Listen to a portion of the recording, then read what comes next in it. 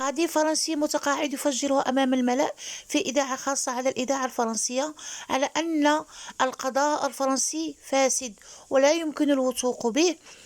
وكنتمنى أنكم تكملوا الفيديو باش تفهموا أكثر. Les juges ne sont pas indépendants, qu'on ne peut pas faire confiance à la justice de son pays. السلام عليكم ورحمة الله تعالى وبركاته. كيف دايرين؟ لاباس عليكم؟ نتمنى إن شاء الله تكونوا بخير وعلى خير. وشهد شاهد من أهلها، قاضي فرنسي كيفضح منظومة الفساد في القضاء الفرنسي وكيعلنها مدوية وإجهار أن القضاء الفرنسي فاسد وما يمكن لناش نوثق به، لأن القضاء الفرنسي هو في خدمة السياسة وكيتم غير بالفاكس والمكالمات الهاتفية. ويضيف القاضي المتقاعد كلاود بوتين كلمة حق في الفساد ديال القضاء الفرنسي، وأضاف هذا القاضي أن هذه التهمة اللي اتهم بها السيد مجرد هي مجرد تهمة باطلة برغم وجود 4 نظريات تجاهلها القاضي. لو تم التحقيق فيها والتركيز عليها لتم الإفراج عن سعد المجرد ولتمت براءته، لأنه خلال آخر جلسة تم الاتصال بالقاضية فتغيرت كل الأمور تماما وتجاهلوا كل تلك النظريات. النظرية الأولى التي يقول هذا القاضي هي التصويرة اللي تصور فيها سعد وهو خارج من الفندق مكبل من طرف الشرطة. شكون صورها؟ شكون هذا الشخص اللي ظهر في الشاشة ديال السيارة؟ أظن تقريبا أن الملامح شوية باينة، ضروري غيكون شي حد كيعرفو. وهذه النظرية اللي كتبين باللي كاينة مؤامرة.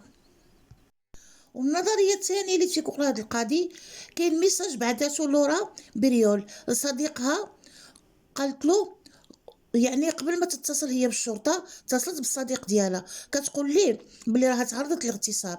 اذا هاد صديقها علاش ما تقدمش الشهاده؟ وفين هو هاد الصديق او الصديقه ديالها؟ غير غبر ليهم الاثر. وعلاش المحامين ما ركزوش على هذا الميساج؟ وعلاش البوليس ما رسلوش تليفون الخبراء باش يعرفوا اولا لما رسلت الميساج واش كاين شي ميساجات اخرين بينها وبين صديقها، حيث يقدر يكون هذا صديقها هو اللي رسل على هذه المهمه. اذا علاش المحكمه تجاهلاته وما طلباتوش كشاهد؟ لان اظن هو احد اعضاء التكوين الاجرامي اللي كيستهدفوا المشاهير ومنهم سعد المجرد. والنظريه الثالثه اللي تيقول عليها هذا القاضي المتقاعد أنه قدم محامي لورا تقريرا طبي باللي كاين خدش في الغشاء البكارة ديال لورا، واستسمح يعني غادي نزيد شوية في الشرح أكثر رغم أن الموضوع حساس شوية. استسمح هذا مجرد تفسير لما جرى ولما سيجري. التقرير الطبي أولا ما عطاش تفسير عقلاني، يعني ما ثبتش باللي داك الخدش منين جا وكيفاش جا، هل هو ناتج عن علاج يعني دخول؟ إذا أشنو دخل تما؟ هل هو عضو ذكري أم أصبع أم شي حاجة أخرى؟ يعني ما حددوش السبب ديال هذا الخدش اللي تم به تمزيق غشاء البكارة.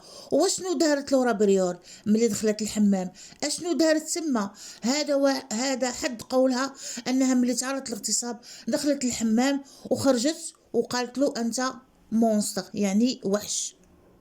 والنظرية الثالثة اللي كيأكد عليها القاضي غياب السائل المنوي ديال سعد. اوكي، يقدر يكون تمزيق البكارة بدون انزال، هو تمزيق البكارة ضروري غيكون التحام، اذا غيكون الجمع، اذا غيكون الحمض النووي ديال سعد لا دي ان في الغشاء او داخل المهبل ما لقاوش، ولكن لقاو لا دي ان ديال سعد في السليب ديال لورا.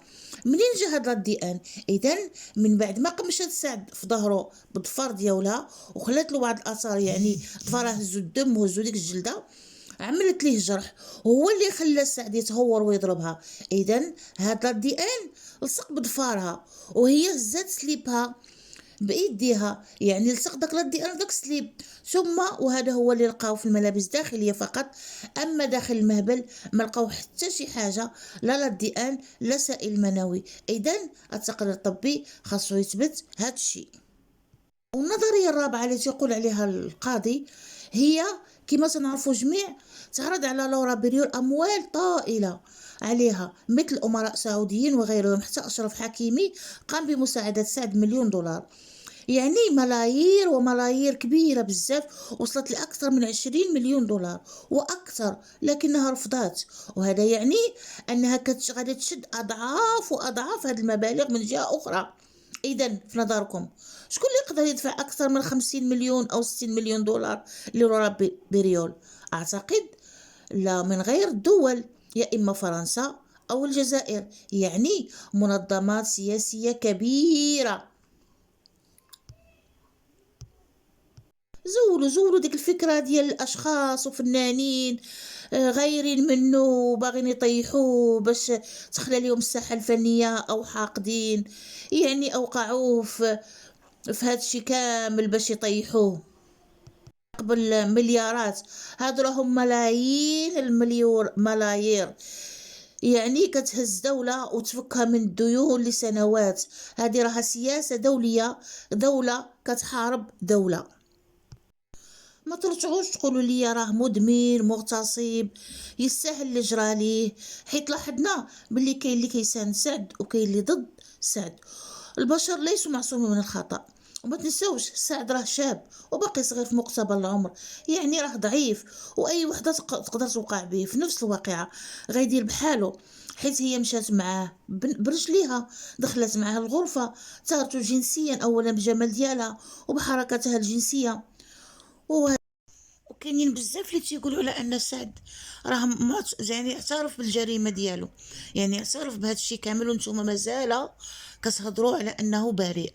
غنبغي نقول لكم ان سعد اعترف بالضرب، يعني في اللحظه فاش هي قمشاتو في ظهره، يعني جاتو منه واحد الغياكسيون ضدها، يعني ضربها في ظهرها.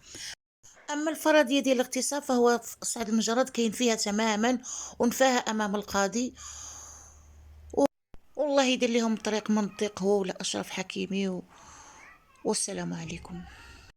ما تنسوش ديروا دعم للقناة واشتراك وتعليق باش يوصلكم كل جديد، وتحياتي للجميع.